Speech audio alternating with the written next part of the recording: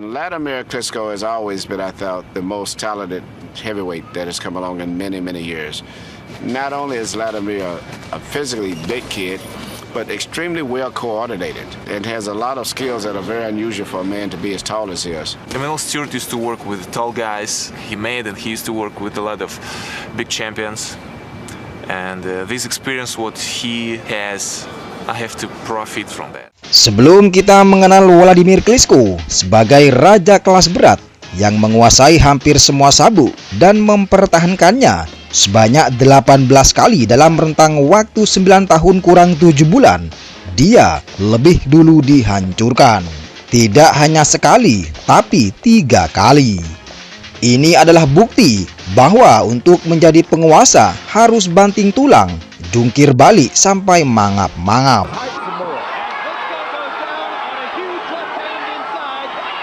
Dr. Stillhammer menjadi lambang ketidakputusasaan, membawanya ke puncak tertinggi sampai di usia 39 tahun.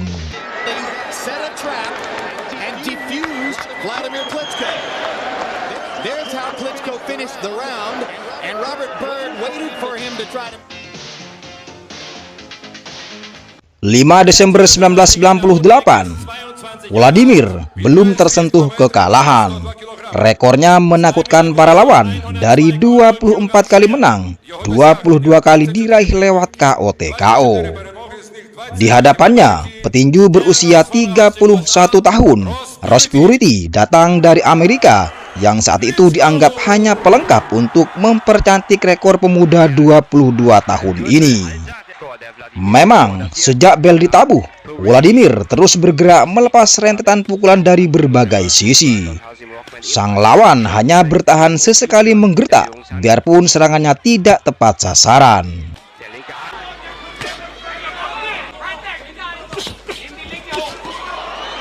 Sampai di ronde ke-7, Wladimir masih lincah unggul jauh atas Purity. Namun di ronde berikutnya, petinju Tambun ini mulai mengambil alih. Dia maju dengan kekuatan penuh dan menjatuhkan Wladimir untuk pertama kalinya. Dia berdiri sempoyongan, lalu jatuh kembali di pojok ring.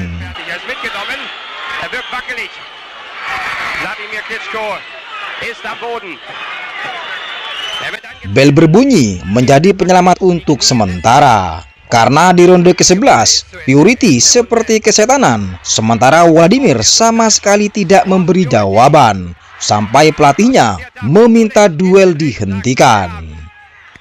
Kekalahan pertama ini memang menyakitkan, tapi dia tidak tinggal diam. Dari tahun 1999 sampai bulan Juli tahun 2000, Wladimir menghajar 10 lawannya semua dengan KO. Sampai akhirnya sejarah akan tercipta 2 bulan kemudian.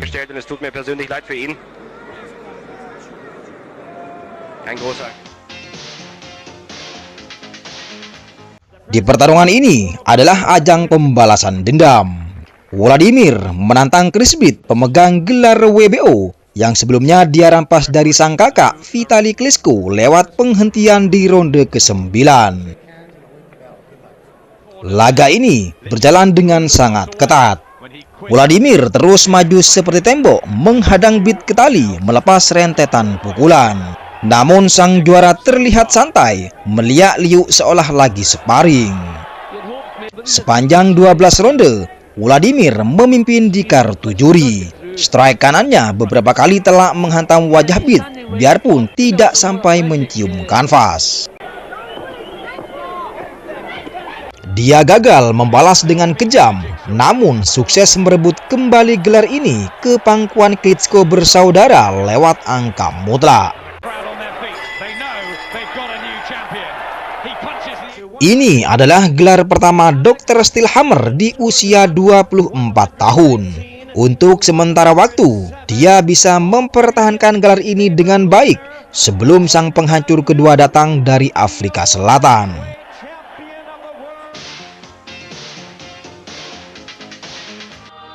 Lima bulan kemudian, tantangan datang dari Derrick Jefferson, mantan pemain basket yang sudah pensiun karena ditembak oleh musuhnya. Ronde pertama, dia bersemangat seakan tak memberi kesempatan Wladimir untuk melepas pukulan. 30 detik tersisa, hook pendek menghantam wajah membuatnya jatuh. Dia berdiri membelakangi wasit dan menyelesaikan sampai turun minum. Di ronde kedua, dalam posisi double cover terbuka, pukulan Wladimir lebih cepat masuk menjatuhkan Derek untuk kedua kalinya. Dia tidak menyerah, segera bangkit, namun tak berselang lama dirobohkan lagi saat posisi clean.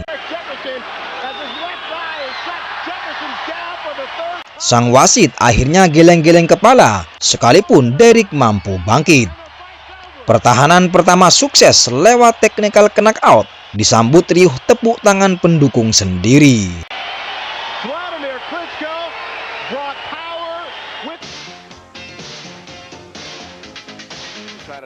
Agustus 2001, Wladimir untuk ketiga kalinya menginjakkan kaki di Amerika Serikat, menerima tantangan Charles Suffolk, pemeran Josh Foreman di film berjudul Ali di tahun yang sama.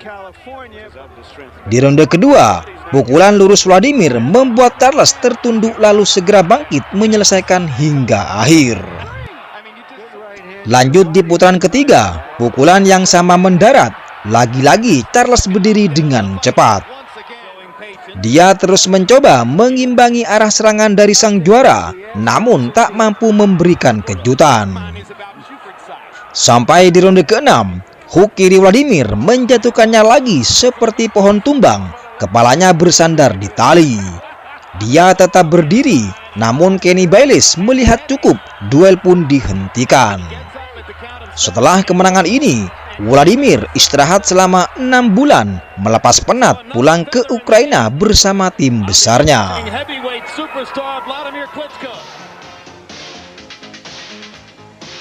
Francois Botha sempat menjadi juara IBF tahun 95, namun dianulir karena terbukti memakai zat terlarang.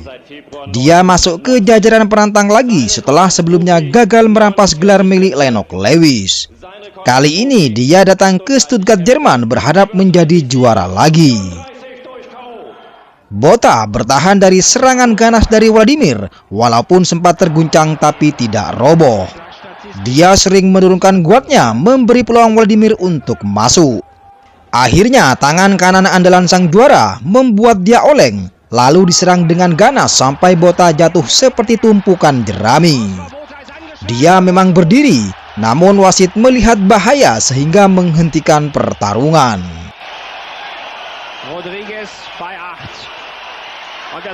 Seperti biasa, Wladimir melakukan ritual selebrasi naik ke 4 pojok ring menyapa para penonton.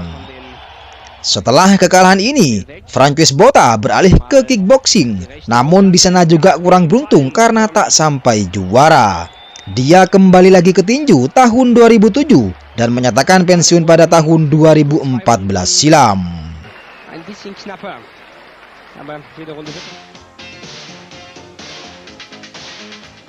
Ray Mercer, mantan juara WBO 1991, kembali ingin menjadi raja di usia 41 tahun, namun sayang harapannya kandas.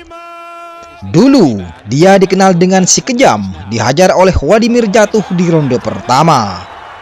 Dia memang mampu berdiri, tapi hanya jadi samsak berjalan. Melihat bahaya di depan mata, wasit segera gerak cepat menghentikan duel di ronde ke-6. Meski kalah, Ray Mercer tetap terus bertarung walaupun tak sampai juara lagi dan pensiun pada tahun 2008 di usia ke-47 tahun.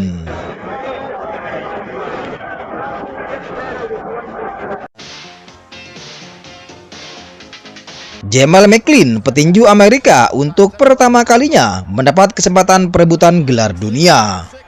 Ini seharusnya menjadi momen paling bersejarah karena bertarung di kota sendiri.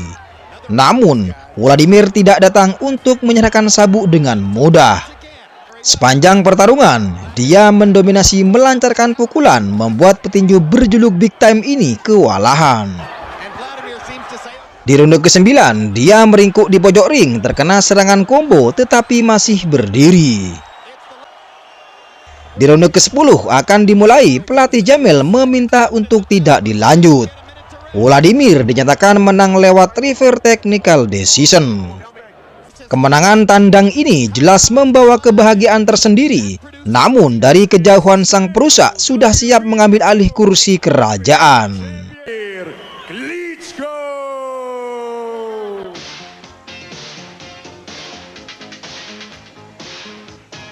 Pertarungan ini kelak dikenang sebagai upset terbesar di kelas berat.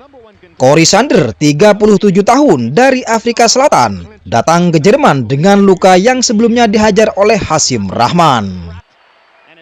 Wladimir menjadi favorit mutlak tanpa keraguan, namun di dalam ring memberinya kehancuran yang sangat dalam. Di ronde pertama, Sanders membuat Wladimir tersungkur 2 kali. Dia berdiri tapi terselamatkan oleh bel.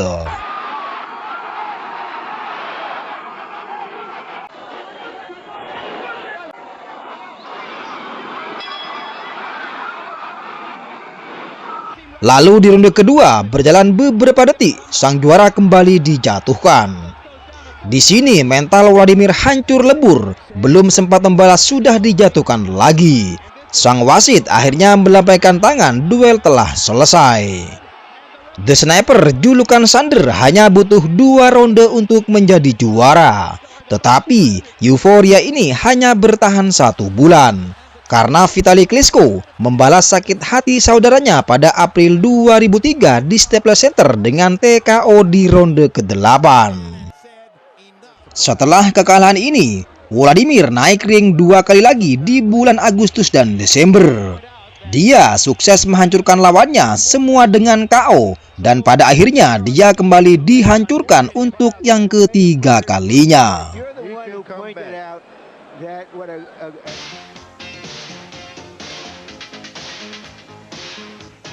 April 2004, WBO yang sebelumnya dirampas oleh Cory Sanders kini telah kosong.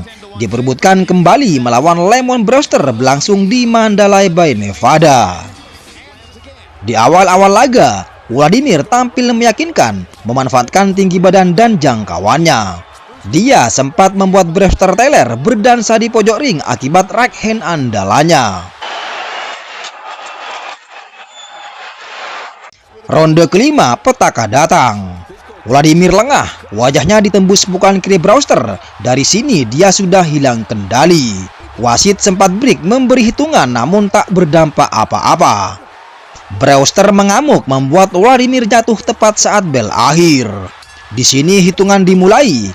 Dia berdiri persis seperti orang makan kecubung dan wasit dengan tegas mengangkat tangannya. Duel berakhir dengan TKO. Apakah ini akhir perjalanan dari Dr. Steelhammer? Tidak, justru dari sinilah babak baru dimulai sampai dia duduk di singgasana tak tergoyahkan selama 18 kali pertahanan.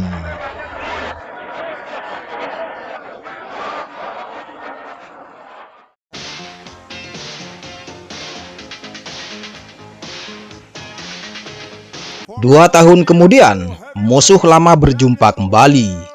Chris Bid sudah 2 kali juara dunia. Saat ini dia memegang IBF yang diperoleh ketika mengalahkan Evander Holyfield pada tahun 2002 lewat angka. Selain sabu IBF, gelar IBO yang kosong ikut diperebutkan. Di usia 30 tahun, Wladimir semakin matang tidak hanya dalam menyerang tapi juga menjaga posisinya agar tidak kecolongan. Dia menguasai jalannya laga sejak bel pembuka, sementara Chris Bid kelihatan telat sejengkal dari jab Wladimir yang selalu masuk dengan presisi.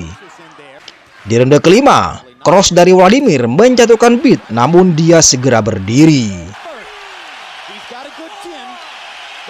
Dominasi ini terus berlanjut sampai di putaran ke-7. Serangkaian pukulan menghujam keras membuat Bid tersungkur. Lumuran darah di wajahnya memaksa wasit menghentikan pertarungan. Dari sinilah sejarah tercatat, Wladimir menjadi raja dan terlama memegang gelar di era modern.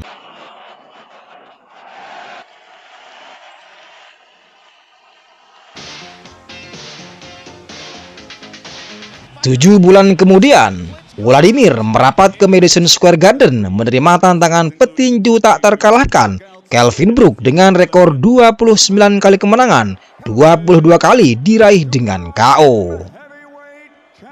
Duel ini tidak mudah bagi Wladimir karena Kelvin selalu memblok setiap menyerang. Dia juga sering memeluk saat terdesak. Semua pecah di ronde ke-7. Jab dan strike Wladimir dengan telak masuk membuat Kelvin mencium kanvas. Dia berdiri terhuyung-huyung, lalu wasit memeluk mesra menghentikan pertarungan. Kekalahan ini mengguncang Kelvin Brook. Dia pensiun pada tahun 2007, menyusul kekalahan kedua melawan Eddie Chamber.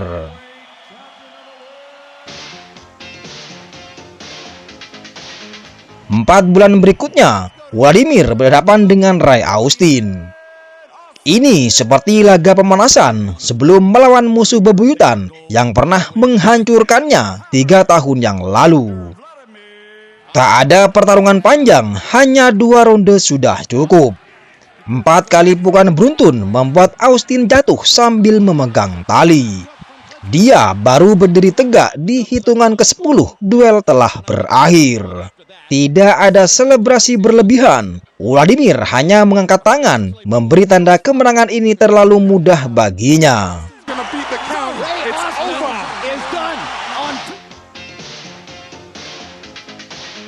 Duel rematch melawan Lemon Brewster berlangsung di Köln Arena, Jerman.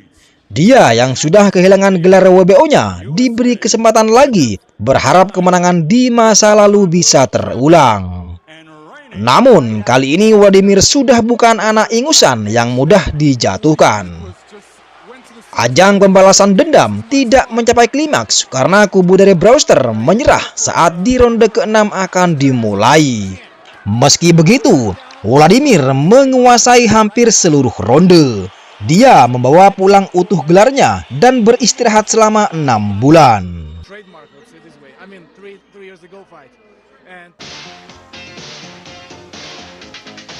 Februari 2008, duel unifikasi melawan petinju tak terkalahkan dari Rusia, Sultan Ibragimov pemegang gelar WBO yang dia rampas dari Sharon Briggs setahun yang lalu. Dari perbedaan fisik, Sultan seperti petinju kelas berat ringan di hadapan Wladimir. Namun ukuran itu tidak membuatnya gentar. Pukulan kidal andalnya terus dilepaskan cukup menyulitkan Wladimir untuk masuk karena dia menghindari perang jarak dekat. Keunggulan badan sangat menguntungkan bagi Wladimir sebab serangan lawan tidak selalu tepat sasaran. Sebaliknya, jab kiri Wladimir terus menerobos sepanjang pertarungan. Sampai di ronde ke-12, keduanya tidak ada tubuh yang menyentuh kanvas. Namun, skor telak berada di tangan Wladimir Klitschko. Setelah kekalahan ini, Sultan Ibragimov memutuskan gantung sarung tinjunya di usia ke-33 tahun.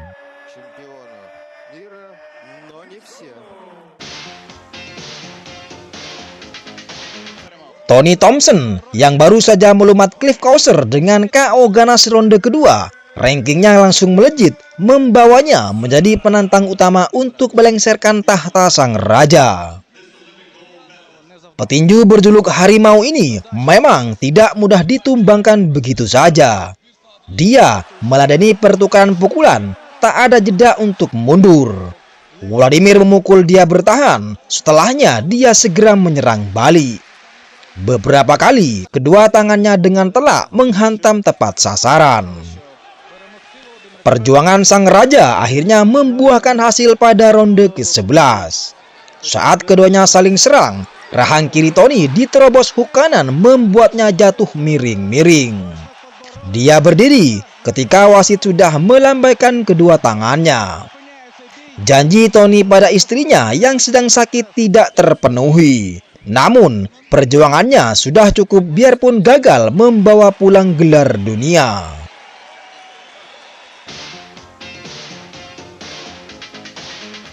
Tentu, kita masih ingat saat Hasim Rahman menumbakan Lennox Lewis di Afrika Selatan tahun 2001 silam. Kini, di SAP Arena, The Rock ingin menjadi juara untuk ketiga kalinya. Ronde pertama, Guat Rahman ditembus pukulan membuatnya sedikit tersentak tapi tidak berpengaruh. Pertarungan sengit terus berjalan. Ronde keempat, Rahman lebih banyak bertahan. Jabnya seringkali tak sampai karena Wladimir dengan cepat menghindar. Knockdown pertama terjadi di ronde ke-6. 3 pukulan kiri Wladimir masuk, tidak brutal, tapi cukup membuat Rahman hilang semangat. Dia memang berdiri tapi hanya jadi bulan-bulanan sampai akhir. Kemudian di ronde ke-7, Wladimir menyeretnya ke tali dengan serentetan pukulan tanpa balasan membuat Tony Weeks bergerak cepat menyelamatkan Rahman yang sudah kelelahan. Setelah laga ini, Hasim Rahman tidak lagi menyentuh perebutan gelar dan menutup karirnya pada tahun 2014 silam.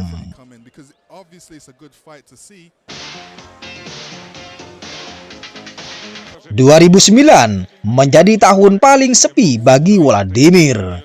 Dia hanya bertarung 1 kali di bulan Juni melawan Ruslan Chagaev, sang juara WBA. Namun, gelar ini tidak ikut dipertaruhkan karena status Chagaev sudah champion in riches.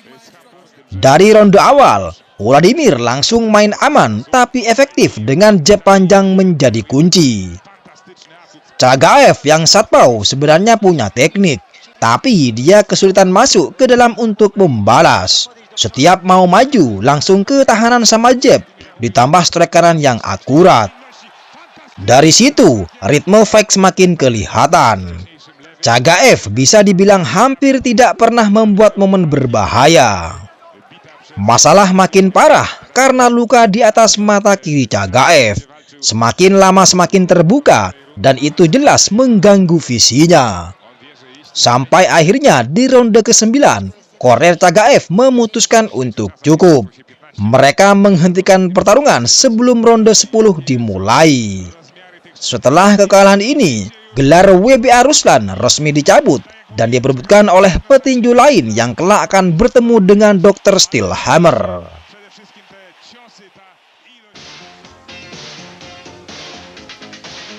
Sembilan bulan berikutnya, tantangan dari Eddie Chamber. Banyak yang berharap ini bakal jadi ujian serius. Dia adalah heavyweight Amerika, cepat dan lincah. Tapi begitu bel dimulai, Chamber benar-benar kesulitan. Setiap mendekat langsung diputus sebelum sempat bikin dominasi berarti.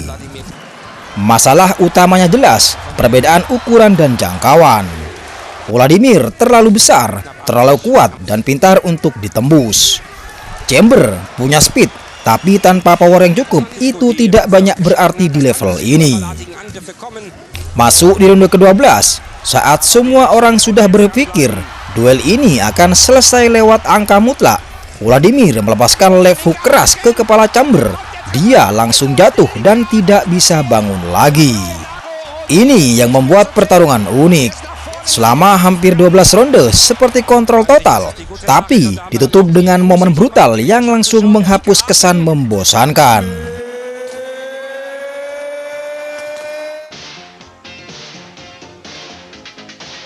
Tahun 2010, duel rematch melawan Samuel Peter. Banyak yang penasaran apakah Peter bisa jadi ancaman seperti dulu. Jawabannya hampir tidak sama sekali. Dari awal ronde, Wladimir tampil jauh lebih tenang. Jabnya jalan terus, tidak hanya buat menyerang, tetapi buat mengunci. Peter yang dulu bisa bikin chaos, kali ini justru kelihatan bingung. Tekanan sang juara berhasil membuat Peter oleng kelelahan. Pukulan terus masuk membuatnya terkapar ngos-ngosan. Sang wasit langsung menghentikan pertarungan. Disinilah kelihatan versi terbaik Wladimir Klitschko. Petinju yang bukan cuma kuat, tapi tahu persis bagaimana menghilangkan kekuatan lawannya.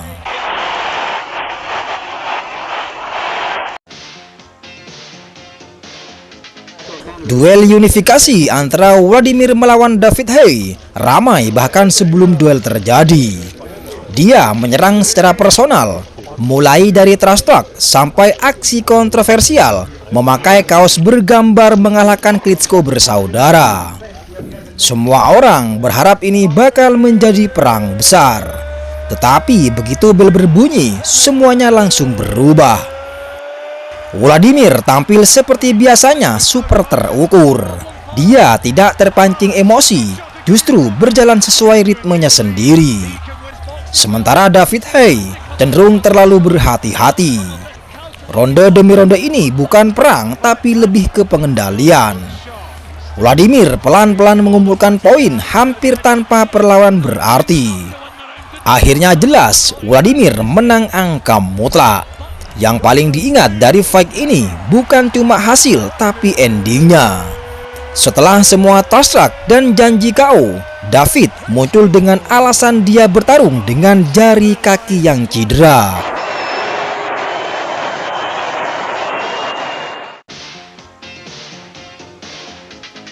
Nama besar tidak selalu berarti siap di kelas yang lebih berat. Jean McCormack bukan petinju abal-abal. Dia mantan raja kelas penjelajah, punya pengalaman, gelar, dan bukan underdog biasa. Tetapi saat naik ke kelas berat, dia seperti kehilangan tajinya.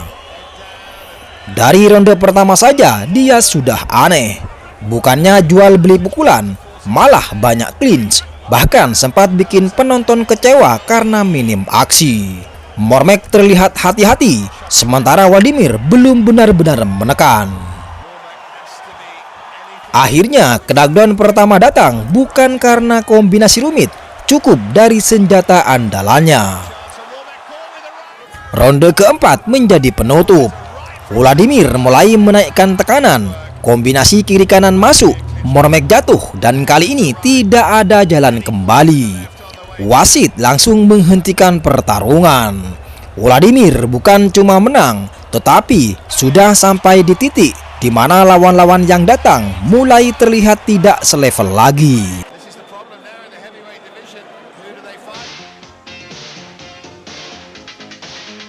Tony Thompson kembali mendapat kesempatan karena menang beruntun atas beberapa kontender dan menjadi penantang wajib versi IBF.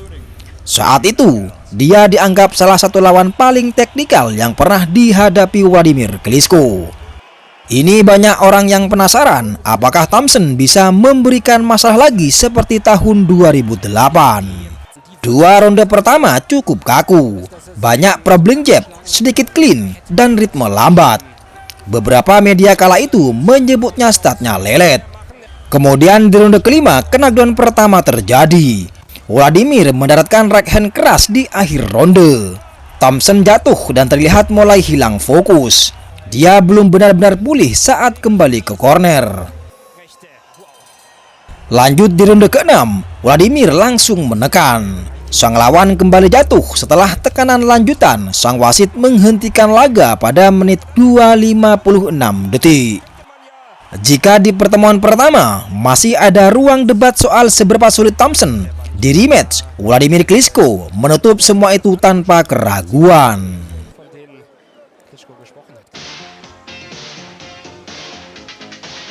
Mariusz Wach datang tanpa noda belum terkalahkan. Yang bikin beda, dia bukan heavyweight biasa, lebih tinggi, reach lebih panjang. Saat ini, Wladimir bukan lagi yang paling besar di dalam ring. Dari awal ronde, suasananya langsung terasa unik. Wladimir tetap main dengan gaya khasnya, jab panjang, sang lawan tidak mundur. Dia tahan, maju pelan, dan menyerap pukulan tanpa banyak reaksi. Di ronde kelima, Mariusz menemukan peluang.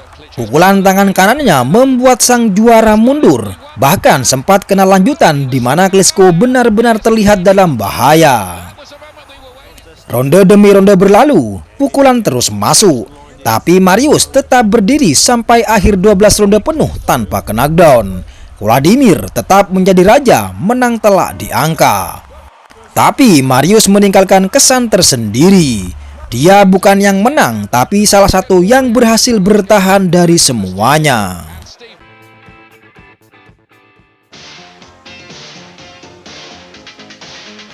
Francesco Pianeta datang bukan sebagai lawan mudah. Dia tak terkalahkan, Bahkan yang lebih unik lagi, dia bukan orang asing buat Klitschko. Pianeta pernah menjadi sparring partner Klitschko sendiri.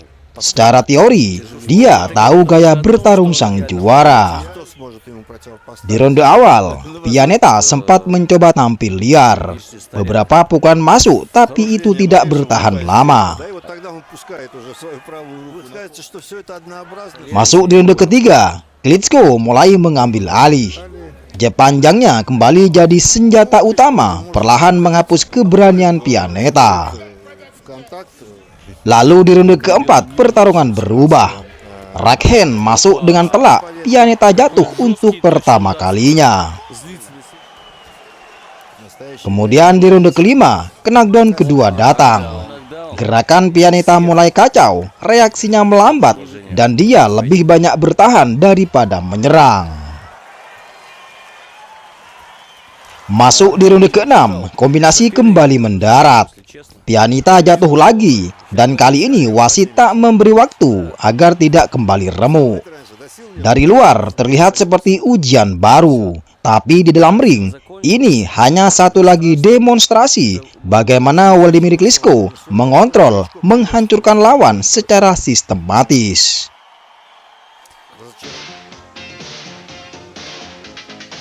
Wladimir Klitschko melawan Alexander Povetkin adalah fight yang ditunggu bertahun-tahun, tapi berakhir dengan cara yang tidak banyak orang bayangkan. Povetkin datang tanpa kekalahan, salah satu heavyweight paling berbahaya saat itu. Tapi ada satu masalah besar sejak awal. Dia harus masuk ke jarak Klitschko, dan itu jauh lebih sulit dari yang terlihat. Di ronde kedua, momen pertama datang. Left hook dari Wladimir mendarat dengan telak membuatnya jatuh. Dia bangkit, tapi sejak itu pertarungan berubah total. Setiap usaha untuk masuk menjadi berat, setiap langkah ke depan selalu berakhir dengan clinch. Puncaknya datang di ronde ke-7. Ini yang benar-benar merusak. Povetkin jatuh, bangkit, jatuh lagi, dan bangkit lagi. Sekali lagi, jatuh untuk ketiga kalinya di ronde yang sama.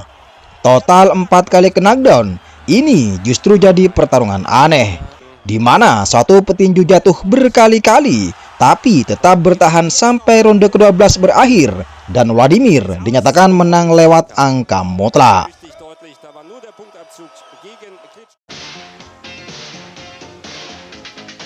Alex Leapai menjadi penantang wajib setelah menghancurkan Denis Boitov. Di hadapan Wladimir, dia menjadi underdog. Media menyebutnya waktu itu bukan duel yang kompetitif. Ronde pertama berjalan 1 menit lebih sedikit. Dia terjungkal tapi mampu berdiri. Dari sini sudah kelihatan arah laga mulai tidak seimbang. Di ronde kelima, Wladimir menghajarnya jatuh 2 kali lagi dan permainan selesai. Leapai datang dengan harapan shock upset, tetapi di dalam ring tidak punya alat untuk menghadapi ketangguhan sang juara.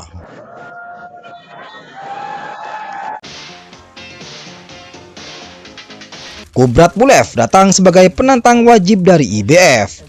Dia belum terkalahkan, dianggap lawan serius bukan sebagai pelengkap. Namun, Wladimir di masa-masa akhir karirnya masih punya kekuatan untuk menghancurkan lawan. Ronde pertama, Pulev dijatuhkan 2 kali.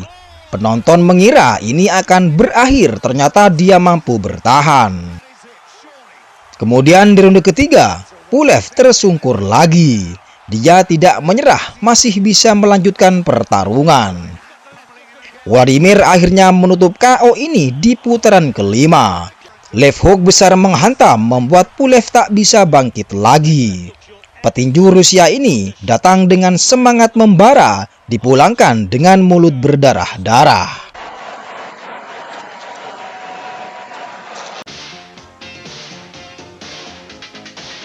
Brian Jennings adalah lawan terakhir yang dikalahkan oleh sang Dr. Steelhammer. Ini penampilan terakhir setelah 7 tahun lamanya tidak ke Amerika Serikat. Dari awal, duel ini tidak mudah. Jennings bergerak lincah dan sulit ditembus dengan pukulan.